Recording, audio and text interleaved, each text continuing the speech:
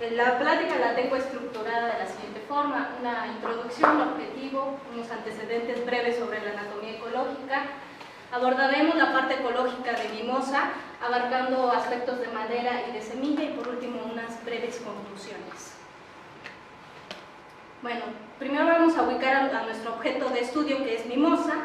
El género mimosa está ubicado en una de las familias más grandes a nivel mundial y que está bien representada en México, que son las leguminosas. Actualmente está dividida en 6 subfamilias. Antes solamente teníamos 3. El género mimosa recientemente está ubicado en la familia Cesalpinoideae. Antes lo teníamos en las mimosoideas. ¿En qué tribu? En la tribu mimosa. En México, el género mimosa es uno de los más diversos. Podemos reconocer al género mimosa por su forma de vida. Puede ser árbol, arbustos y hierbas. Podemos reconocerlo por la hoja, que puede ser una vez pinnada, como en el caso de álvida, o 2 veces pinnada. Y cuando están pinnadas hay que ver cuántos foliolos están en la pina. El largo de esos foliolos, el ancho de los foliolos, todo esto son con caracteres taxonómicos de reconocimiento. Podemos ver las inflorescencias, que pueden estar en espigas o en capítulos. El color de las inflorescencias generalmente son rosas, aunque existen las blancas. Aquí lo aclaro porque normalmente se confunden con las acacias, que tienen una coloración amarilla. Cuando hacemos el uso del fruto para identificar las especies de mimosa, vemos que puede ser un fruto completo o dividido en artejos, en cada una de estas divisiones. Y cuando está dividido hay que ver cuántos artejos tiene y cuántas semillas llega a tener por artejo. Todo esto es para reconocimiento de las especies, ya que se dice que mimosa tiene una taxonomía compleja. Faltan caracteres que nos ayuden al reconocimiento de las especies. Además, aunado a esto, las especies de mimosa las tenemos representadas prácticamente en todos los ecosistemas, diferentes altitudes y todas las formas de vida.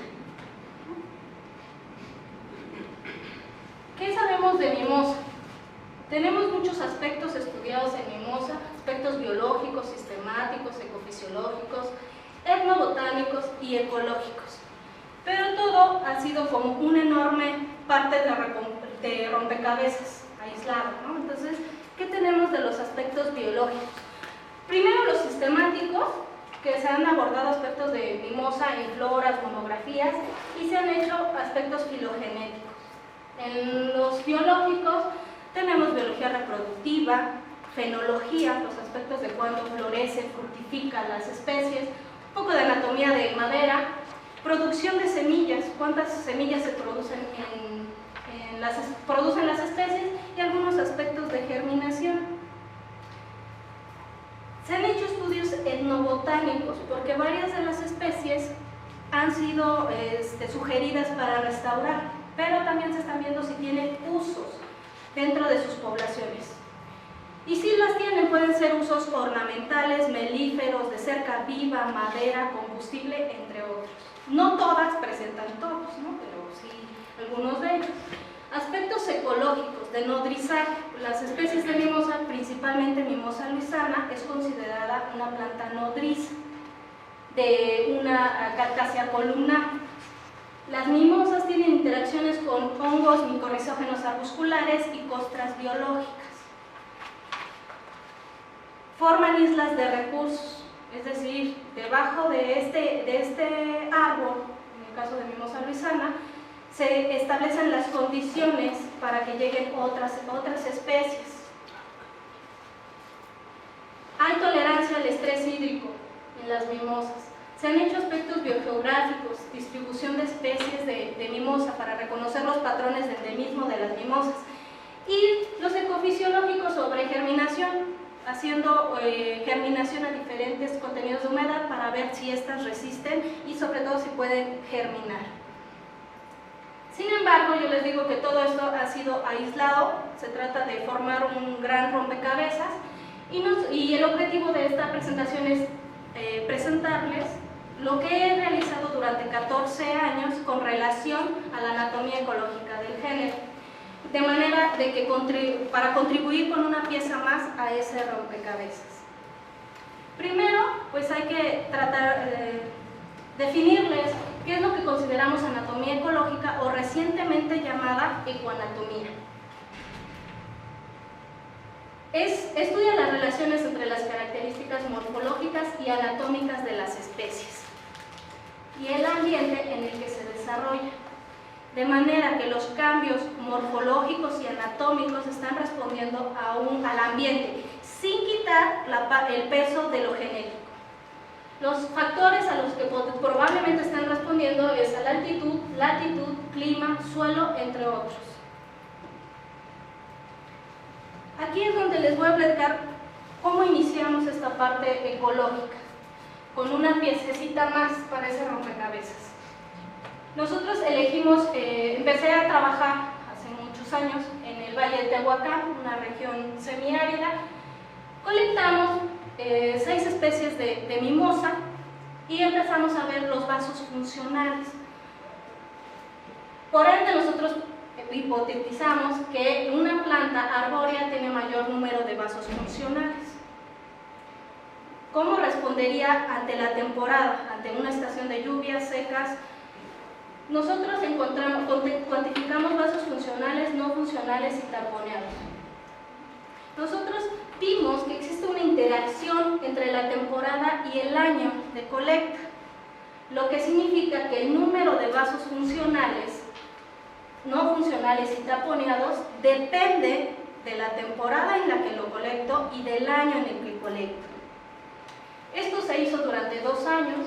El primer año, que fue en el 2005, nosotros encontramos que la especie con el mayor número de vasos funcionales en lluvia es Mimosa tejana, mientras que en el 2006 fue Mimosa lacerata, en la misma temporada. Esto podría deberse a que Mimosa tejana es una especie arbórea con unas mayores dimensiones de copa y de tronco, mientras que la lacerata también es arbórea, pero solamente alcanza a medir 2 metros y su fuste cerca de 5 centímetros de diámetro, no pasa de ahí.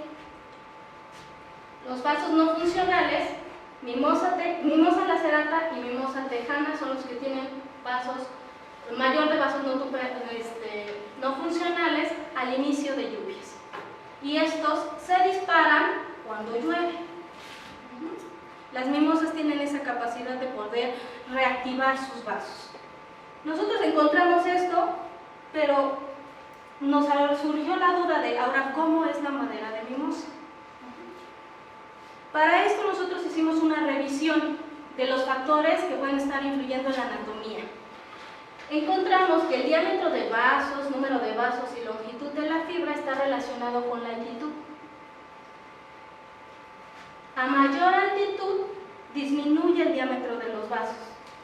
El número de vasos aumenta conforme aumenta la altitud y la longitud de la fibra disminuye conforme la altitud aumenta.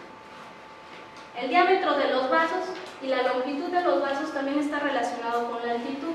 A una mayor altitud aumenta tanto el diámetro del vaso como la longitud de los vasos. Y esto a su vez está relacionado con el clima. Y ahora la pregunta que nos surge es, ¿solo varían los elementos mensurables?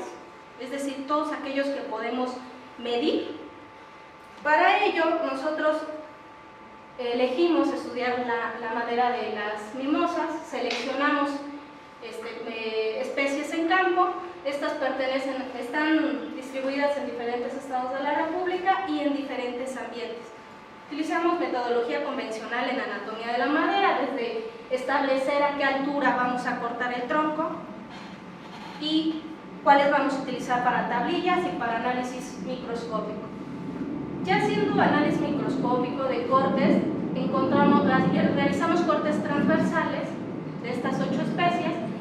Encontramos que podemos hacer 2 grandes grupos: los que tienen porosidad anular, es decir, una parte de madera tardía y madera temprana; los que tienen porosidad difusa, donde el diámetro de los vasos es indistinto, no hay un arreglo.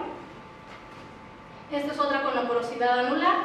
y porosidad anular. De las 8, 3 especies tienen porosidad anular y las demás tienen porosidad difusa. La porosidad ha sido un carácter que asocian con la cantidad de agua que hay en el sitio. Por lo tanto, nosotros podemos hacer inferencias ecológicas que Mimosa acantholoba, Pentami y Temiflora, el sitio tiene mayor cantidad de agua. Sin embargo, esta variable nosotros no la evaluamos, solo tomamos madera. Lo único que les puedo decir es que estas especies se distribuyen en ambientes más húmedos comparado con leucenoides, que solo se distribuye en matorrales, en un matorral xerófilo en el estado de Tamaulipas. Mimosa temiflora, vean el arreglo de los vasos en agrupación radial, y esta especie se distribuye en un clima húmedo en Chiapas. Además, se establece en lugares inundables, lo que podría indicar que esta agrupación de los vasos es una estrategia que tiene la planta para trasladar esos grandes volúmenes de agua que puede presentarse en su sitio. También nosotros evaluamos los caracteres, los índices de vulnerabilidad y mesomorfía. Estos índices, ¿para qué son? Nos indican qué tan resistentes son las especies a un estrés hídrico, ya sea que haya mayor cantidad de agua o menor. Los índices, primero el de mesomorfía, nos indicó que todas las especies tienen una madera mesomórfica, es decir, adaptada a climas templados. Mientras que el de vulnerabilidad nos dice que son resistentes a la sequía, y la especie más resistente a la sequía ha sido Mimosa luisana y Mimosa leucenoides. Esta resistencia a la vulnerabilidad, ¿qué implica? Todas nuestras especies vimos que tienen punteaduras areoladas y ornamentadas. Entonces, estas punteaduras areoladas que encontramos en los vasos, en los elementos de vaso, tienen como un olán en esta parte, que es lo que llamamos ornamentación. Entonces, cuando las especies están en flujo de agua y llega a perderse esa presión en la columna de agua, puede formarse un embolismo, una burbuja de aire. Esa burbuja de aire puede ser que estas ornamentaciones, cuando va a hacer el paso a otro vaso por los agrupados, estas ornamentaciones impiden el paso de la burbuja, se queda atrapada, o la rompe al tratar de pasarla. Entonces, esta es una ventaja para las especies a documentar, y Mimosa las tiene. Entonces, podría estar haciendo una inferencia hacemos inferencia con el ambiente. Tienen placas de perforación simple, que por literatura, una placa de perforación simple sería una desventaja de las especies para trasladar el agua. Sin embargo, las mimosas responden a que si hay agua, tienen los mecanismos para trasladar todo ese flujo de agua, ese volumen de agua, y si no hay, tienen para romper embolismos y en caso, para evitar la cavitación. Y si se cavita, tienen la formación de gomas de inhibir ese vaso y poder usar los vasos contiguos.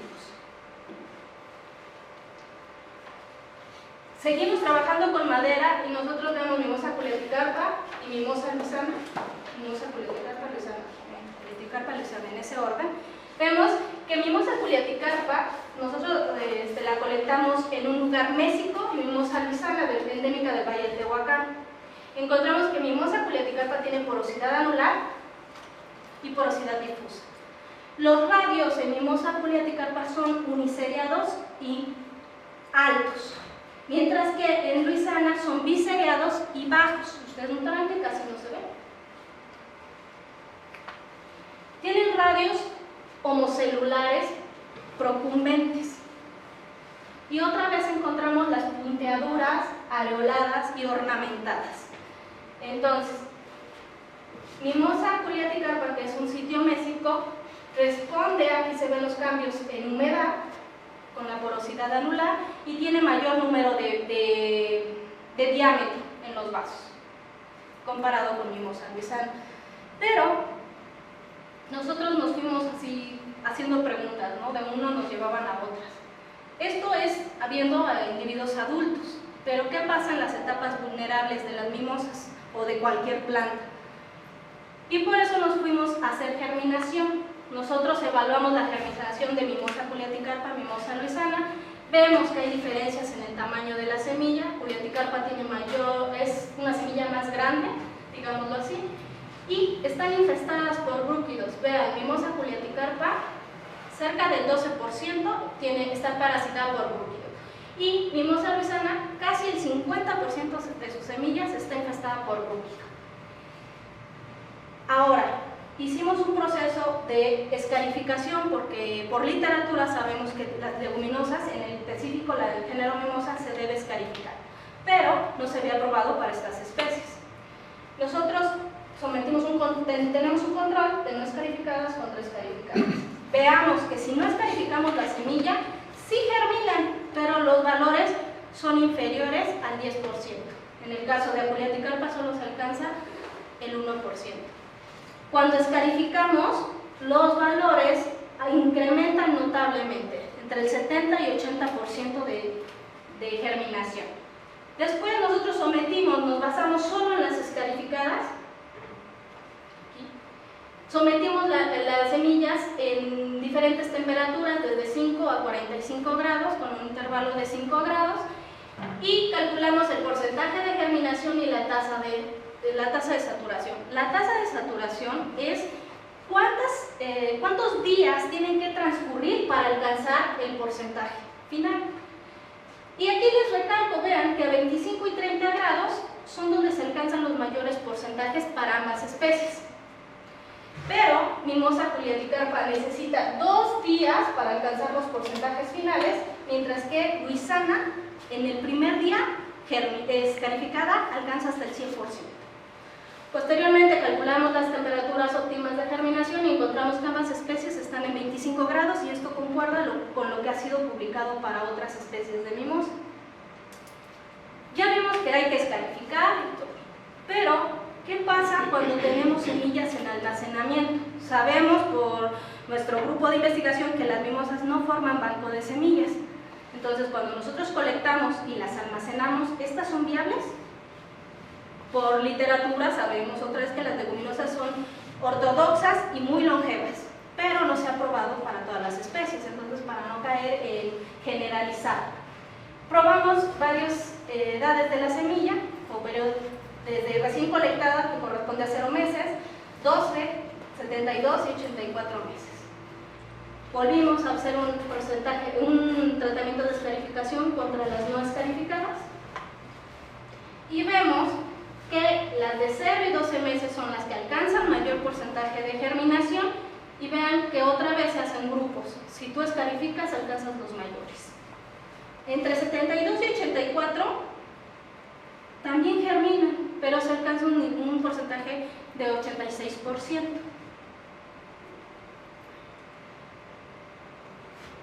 Vimos que existe una interacción entre la edad de la semilla y el tratamiento que se le dé, lo que indica que el porcentaje de germinación, los días que se necesitan para alcanzar ese porcentaje y las semillas que germinan por día están respondiendo a la edad de la semilla y al tratamiento que tú les des. La tasa de saturación, vean, aquí simplemente les voy a explicar los dos grandes grupos, los controles, que siempre quedan por debajo de cuando uno escarifica, y los días que se necesitan para alcanzar el porcentaje final. Vean, 3 días para alcanzar el porcentaje final cuando son recién colectadas. Y aquí germinan 3 semillas cuando son recién colectadas, 3 semillas diarias.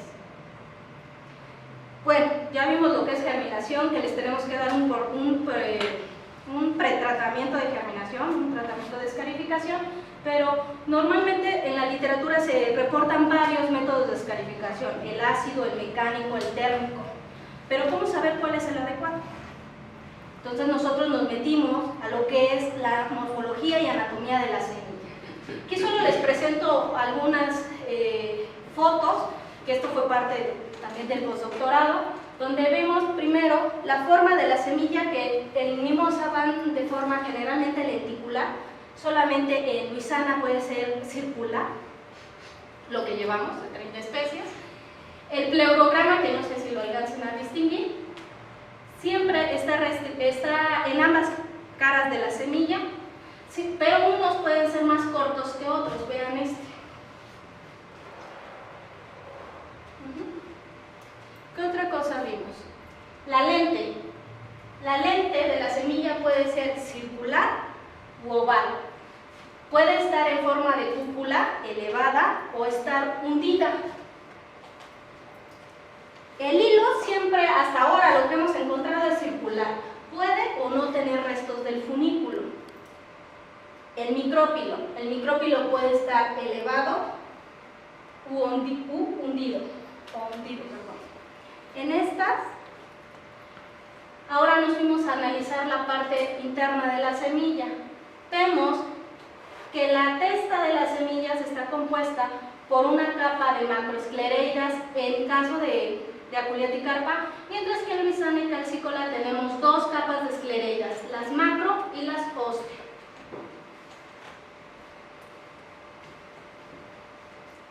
Aparte de hacerlo con microscopía electrónica de barrido, nosotros realizamos cortes de cómo es la testa. Volvemos a ver que solo hay una capa de macroesclereidas en mimosa Aculeatic-carpa y dos capas en el caso de mimosa luisana. Solo les voy a dar estos dos ejemplos, pero nosotros lo estamos relacionando con la interacción que tienen con los brúquidos. Recordemos que mimosa luisana era la que tenía un mayor porcentaje de semillas dañadas, mientras que Aculeatic-carpa era menor, un 12%.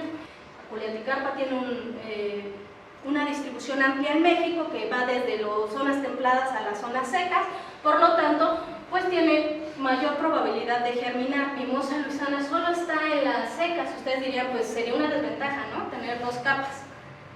Pero es una forma de protección y nosotros notamos que cuando empezamos a hacer el proceso de ablandamiento de la semilla, la entrada de agua es por la lente, no por la otra parte, como se cree en las semillas.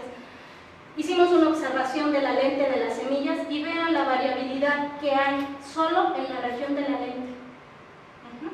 Entonces ahora la pregunta a responder es, ¿la estructura de la lente tiene implicaciones en la entrada del agua? Y así vamos generando preguntas. Y esta pregunta pues espero contárselas en la próxima plática. Ahora nosotros hemos visto que las maderas tienen, las mimosas tienen una madera que se puede adaptar al ambiente. Tengas agua, ellas siguen. No tienes agua, siguen. La semilla puede germinar en un amplio rango de temperatura. Se alcanzan buenos porcentajes, ¿no?, superiores al 50%.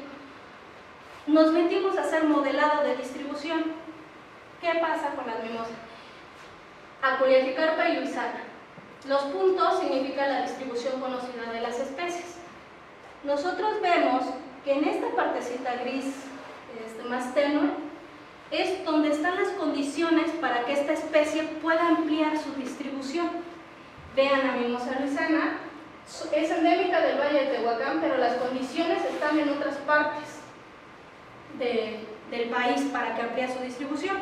Entonces, pues sí responde a todos los cambios, ¿no? La anatomía apoya estos modelos de distribución. Sin embargo, no hay que perder de vista que hay que considerar la biología de la especie, las interacciones bióticas que tiene esta especie. Otro experimento que nosotros fuimos viendo, porque ya lo hicimos a nivel de semilla, pero ¿qué pasa con las plántulas si es otra etapa vulnerable? Nosotros establecimos un experimento de invernadero con plantas estresadas y plantas no estresadas, que es nuestro control, y aquí solo les voy a ilustrar dos, no se ven muy bien, pero sin estrés y con estrés, en dos fechas diferentes de muestreo. Nosotros vemos que las plantas que no están estresadas tienen ramificaciones, mientras que las estresadas solo están en un eje. Hay mayor producción de raíz contra las no estresadas, y en altura sobre todo también hay una relación con la altura de la planta. Ahora la pregunta es, ¿hay efectos en la anatomía? Y eso es lo que estamos procesando. Ahora, ¿cuál es la utilidad de todos estos trabajos?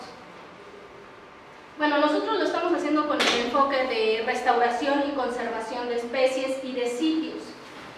Sin embargo, la restauración ambiental es normalmente sitio específica, entonces hay que restaurar con las ambientes propias, nativas de esos ambientes, ¿no?